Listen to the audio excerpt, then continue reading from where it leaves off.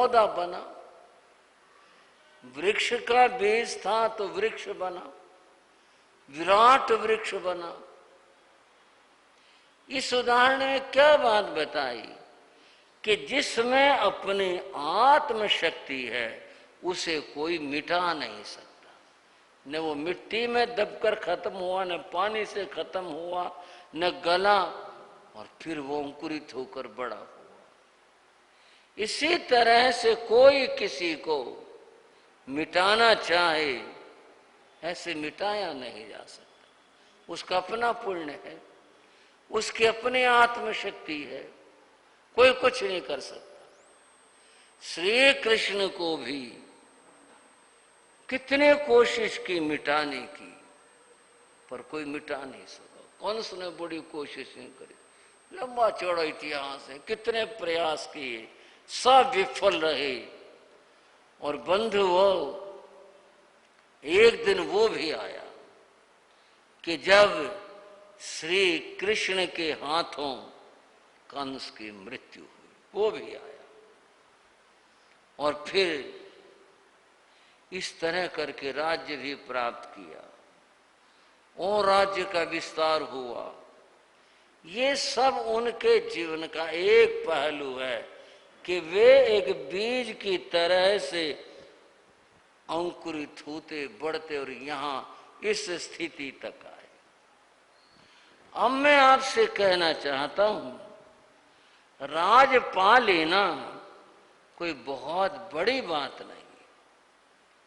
आप में से शायद कोई भाई यही कहेगा, बड़ी बात क्यों नहीं, कोई छोटी बात है, मंत्री बनना ही कितनी बड़ी बात है। बड़ी बात है, माना जिस दृष्टि से आप सोचते या कोई सोचता है बड़ी बात है, पर मैंने कहा बहुत बड़ी बात नहीं है। ये जीव को मिले हैं, कितनी बार मिले हैं, ये सब भोगा है, पाया है, बड़ी बात नहीं है, बहुत बड़ी बात नहीं। बड़ी बात है कि जीवन कैसा जिया ये देखने की बात। वासुदेव श्री कृष्ण का जो जीवन है उसको हम एक छोटे से उदाहरण में समझ सकते हैं। जैसे फूलों का कोई गुलदस्ता, गुल फूल दस्ता हाथ में लेने वाला, तरह तरह के उसमें फूल हैं। ऐसे श्री कृष्ण के जीवन के अंदर जो गुण हैं वे फूलों की तरह से हैं। और कैसे गुण हैं उनके, अद्भुत हैं। उन गुणों के कारण से वो महापुरुष कहलाए। राज पा लेने से, युद्ध जीत लेने से, इससे महापुरुष कोई नहीं बनता। ये तो बहुत राजा हो गए, उन्होंने राज्य प्राप्त किए, बहुत लोग हो गए, परंतु जो सद्गुण थे उनसे कोई महापुरुष बनता है, केवल राज्य से कोई महापुरुष नहीं बनता। और ये कोई ऐसा नहीं कि भी मैं आपको कह कर यूं बताऊं यूं ऐसा हो जाए। कोई भी आदमी हो, चुटकी भर भी गुण जीवन में आ जाए, उसी से उसकी महत्ता बन जाती, महानता बन जाती। आपको आचार्य चाणक्य की बात बताता हूं। उन्होंने एक पौधे का जिक्र किया जिसका नाम केतकी होता है। कभी किसी का काम पड़ा हो देखने का, मुश्किल है, कम पाया जाता है। केतकी का एक पौधा होता है और वो छोटा ही होता है, बड़ा नहीं होता है। और उसको फूल तो आते हैं, फल वगैरह कुछ नहीं आते, कंटीला होता है। तो चाणक्य ने क्या कहा, व्यालाश्रयापि सकंठ कापी। केतकी, उससे बात कर रहा है चाणक्य। केतकी, तेरा जीवन भी क्या जीवन है, तो कंटीली है, कोई तो हाथ लगाए कांटे लग जाए उसको, तो कंटीली है। ऐसा भी जीवन कोई जीवन है, कोई नजदीक आए और उसको कांटे लग जाए, चुभ जाए, और वो टीस लेकर जाए, तेरे पास कोई जीवन नहीं है। और फिर और बात यह है, तेरी कोई छाया नहीं, तेरा कोई फल नहीं। एक और खतरनाक बात है, ये तो चलो सहन कर लें, व्यालाश्रयापि, तेरे पास में, तेरी जड़ के आसपास में सांप रहता है। कारण क्या है? जो चंदन के पास सांप आते हैं ना, ये केतकी के फूल में सुगंध होती है, तो इधर उधर सांप अगर गुजरा तो वहां के बैठ जाता है, उससे खुशबू आती है। तो कहते हैं मौत तेरे पास बैठी है, कोई नजदीक आके करे क्या? कांटे तेरे लगते हैं और फल तेरे आते नहीं, छाया तू दे सकती नहीं। तेरा जीवन भी कोई जीवन है? बता क्या जीवन हुआ? तू तो अभिशाप है दुनिया के लिए। पर अंत में बात कही, फिर क्या बात है कि लोग केतकी को फिर भी चाहते हैं और पौधा लगाते केतकी, क्या बात है? एको गुण निहंति सर्वदोषान, तेरे में एक गुण है, तेरे फूलों में खुशबू होती है। तेरे में एक गुण है, वो खुशबू होती है। एक आदमी में, अब आप सुन लो, समझ लो, एक भी गुण हो उसके सारे अवगुणों को ढक देता है। अगर एक भी गुण हो उसके सारे अवगुण ढके जा, तेरे सारे अवगुण ढके गए।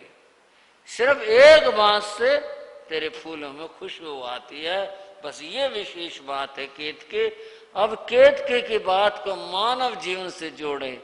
अगर हमारे जीवन में भी कोई गुण हो, कोई हो, आप सोच लो, जो आपको पसंद हो, जो आप चाहते और सोचते हो, कोई एक गुण हो। अगर एक गुण भी है तो जीवन श्रेष्ठ और महान हो जाए, और अगर एक भी गुण भी ना हो जीवन में, बस फिर तो क्या कह सकते हैं। श्री कृष्ण जी का जीवन गुणों का पुंज था। उनके जीवन में बहुत गुण थे। एक बात, पहली बात करते हैं, वो अहंकारी नहीं थे। कहीं भी किसी भी जगह पर हम उनका अहंकार नहीं देखते है, फिर तो हर जगह पर ये देखते हैं श्री कृष्ण कुछ अच्छा करने के लिए हर जगह उपस्थित हो जाते हैं। ये उनकी विशेष बात थी, खास बात थी। एक बात आपने सुनी होगी, केवल जरा सा संकेत कर रहा होगा। एक बार श्री कृष्ण घूमने जा रहे थे, सुबह का समय था, उनके मित्र साथी कई एक लोग साथ में थे, जा रहे थे। रास्ते में एक कुत्ता मरा पड़ा था, मर गया था, कैसे भी था, और बदबू आ रही थी। जो भी साथी थे, रास्ता और इधर उधर था नहीं, गुजरना वहीं था, सबने नाक दबाई, भौं सिकोड़ी और ऐसे ढापा और ऐसे निकले पास से। श्री कृष्ण के पास से निकले, 2 कदम आगे बढ़े, सबने निंदा करी, गंदगी बदबू आ रही थी, या कर्मचारियों को बुरा भला बताया, सफाई नहीं करी, अभी ड्यूटी पर नहीं आया, जो कुछ था सबने कहा। श्री कृष्ण की टिप्पणी क्या थी उन सब साथियों को? बोले भी और तो चलो तुम बता रहे हो, पर एक बात तुमने नहीं देखी। बोले क्या? इस कुत्ते के दांत बड़े साफ थे, जबकि ये तो कोई मंजन भी नहीं करता। हो तो जमाने में मंजन थे, आज ब्रश है, जो भी कुछ है। बोले इसके दांत बड़े साफ थे। वो कैसे साफ थे बताओ? सारे उस बुराई में से, गंदगी में से श्री कृष्ण ने जो चुना, जो देखा, वो गुण देखा। वे दांत बड़े साफ थे और कोई बात नहीं की। ये एक दृष्टि है, इसको गुण दृष्टि कहते हैं। क्या कहते हैं श्राव? गुण देखना। जब देखना, गुण देखना। एक दोष दृष्टि होती है। दोष दृष्टि क्या होती है कि जहां भी नजर डाली कमी देखी, दोष देखा। जब भी देखा दोष देखा। और एक है जब देखा गुण देखा। गुण दृष्टि जहां होती है उसके जीवन में गुण संचित होते जाते हैं, और दोष दृष्टि जहां होती है उसके जीवन में दोष और बुराइयां ये आती चली जाती। अतः दृष्टि गुण दृष्टि होनी चाहिए। श्री कृष्ण की दृष्टि गुण दृष्टि थी, उनसे ये सीखना चाहिए। आज के दिन जन्माष्टमी पर उनके जन्मदिन के ऊपर जो उनकी चर्चा, उस चर्चा में से सीखना चाहिए भाई गुण देखो, दोष नहीं देखो, गुण ग्रहण करो, ऐसी दृष्टि होनी चाहिए। भाइयों, आपने देखा होगा खास तौर से जहां लोहे की दुकानें होती हैं, मार्केट होती है, वहां सुबह सुबह वो गरीब आदमी, कई तो होते कागज चुगने वाले, प्लास्टिक चुगने वाले और कूड़ा बीनने वाले, एक और भी होते हैं, वो एक चीज लिए रहते हैं, वो डंडा सा, उसके आगे कुछ लोहा सा कुछ होता है, उसको रस्सी बांधे रहते हैं, जहाँ कहीं होगा वैसे उसे उसको फिराते रहते हैं। ऐसे कहीं कूड़े का ढेर हो वहाँ उसको फिराया, कुछ ऐसे इस तरह से। आप समझ गए होंगे कौन होते हैं वो? लोहा चुगने वाले होते हैं, लोहार। उनके डंडे के ऊपर आगे जो है एक चीज लगी रहती है, वो चीज ऐसी चीज है जो आकर्षित करती है, चुंबक कहते हैं उसे, मकनातिस कहते हैं उसे। वो चुंबक जो है वो लोहे को खींचती है, तो कूड़े में से ऐसे फिराएंगे, उस चुंबक की विशेषता क्या है? वह लोहे के कणों को खींचता। कागज पड़ा हो, लकड़ी का टुकड़ा पड़ा हो, रूढ़ी पड़ी हो और पड़ा हो, उसे कुछ मतलब नहीं। क्या पड़ा यहाँ पर? कुछ नहीं, उसके तो संपर्क में जहां लोहा आया और उसने खींचा और उसके चिमट जाते हैं, वो लोग फिर से उतार लेते हैं। फिर जो उनका काम है वो जाने, उनकी बात समझे, बंधे। वो उस चुंबक की विशेषता है कि उसे जो चाहिए उस लोहे के कणों को अपने ओर आकर्षित कर लेगा। अगर हमारी दृष्टि सोच भी ऐसी हो जाए कि हम भी गुणों को देखने लगे, गुणों को खींचने लगे, तो हमारा जीवन भी संपन्न हो जाए गुणों से। और जहां पर दोष दृष्टि की बात होगी वहां तो फिर दोष ही दोष इकट्ठे होंगे, वहां जीवन अच्छा नहीं हो सकता। श्री कृष्ण के जीवन में विशेषता थी कि वे गुणग्राही थे, गुण देखने वाले थे, गुणों को ही समझने वाले थे, गुणों को इकट्ठा करने वाले थे, ऐसे थे। जीवन ऐसा बनाने की जरूरत है, यही उनके जीवन से सीखने की जरूरत है कि गुणग्राही बनो, बस ये बड़ी बात है। एक बात, एक तो नहीं अनेक बातें हैं श्री कृष्ण के जीवन की, अनेक अनेक बातें। एक बात की चर्चा और करता हूं। श्री कृष्ण वासुदेव थे, जो बहुत बलशाली होता। वासुदेव वो बहुत बलशाली थे। फिर अर्ध भरत का राज उनके पास में था। कितनी बातें कहीं वैभव संबंधी, बड़ा कुछ था, सब कुछ था, लेकिन अहंकारी नहीं थे और क्षमावान थे। ये उनकी विशेष बात थी। कोई बात हुई क्षमाशील थे, ये उनकी विशेषता थी। आज हम अपनी बात कहें, आज की कोई जरा सी बात हो जाए, व्यक्ति को तत्काल क्रोध आता, और जब मामला ठंडा हो जाए, कुछ हो जाए, फिर क्या होता है? बोले अभी गुस्सा तो नहीं करना चाहिए। और आदमी क्या कहता, मैं तो गुस्सा करके बिल्कुल खुश नहीं, मेरे को तो बहुत बुरा लगता गुस्सा। लोग दिला देते हैं। भाइयों, क्या किसका दोष लगाया? लोगों का, दूसरों का। लोग जो गुस्सा दिला देते, मैं तो बिल्कुल भी गुस्सा नहीं करूं, मेरे गुस्सा पसंद ही नहीं है। पर क्या करें, लोग जो बात ऐसी करेंगे कि बस गुस्सा आ जाता है। ये भ्रम है, कि मेरे अंदर गुस्सा नहीं है, गुस्सा अपने ही अंदर है।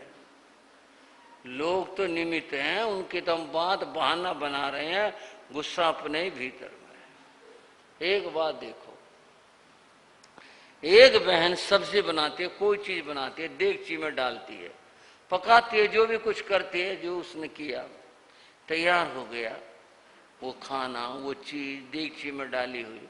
अब कलछी लेती, उसमें डाला, निकाला, परोस दिया। जब देगची में कुछ होगा तो कलछी में कुछ आएगा, और देगची में कुछ ना हो फिर डालो कलछी, आएगा कुछ? बहनों क्या निकलेगा? देगची में होगा तो निकलेगा। ये क्रोध हमारे भीतर में है। दूसरा निमित्त है कलछी की तरह से, अगर ना हो ना, मारे जाओ कलछी, अगर कुछ निकल आए तो उसमें से। इसी तरह से दूसरा चाहे कुछ भी कर ले, जो गाली भी दे ले, जो कुछ भी कर ले, अगर अपने अंदर क्रोध नहीं है ना, क्रोध आ नहीं सकता। बिल्कुल यार है हमारे अंदर भरा पड़ा है, बस दूसरे का निमित्त पाया, कोई बात हुई बस बाहर आ गया, कलछी का निमित्त पाया, चीज बाहर आ गई। बंध वो व्यक्ति वस्तुतः महान है जिन्होंने इस क्रोध को और अहंकार को जीत लिया। इसकी क्या फल होता है, क्या फलश्रुति है, क्या इसकी महिमा है, कृष्ण के जीवन से ही बात करते हैं। श्री कृष्ण एक दिन बैठे हुए थे, वैदिक कथा है, अपने महल के चौक में बैठे हुए थे। महल का बड़ा सा दरवाजा, और आगे से गुजरता राजमार्ग, लोग आ रहे थे, जा रहे थे। कृष्ण आराम से बैठे थे, देख रहे थे लोग, कोई जा रहा कोई आ रहा, देख रहे थे, बैठे थे आराम से। महल के सब कर्मचारी अपने काम में लगे थे, सब लोग अपने, वे अकेले बैठे बाहर का आनंद ले रहे थे।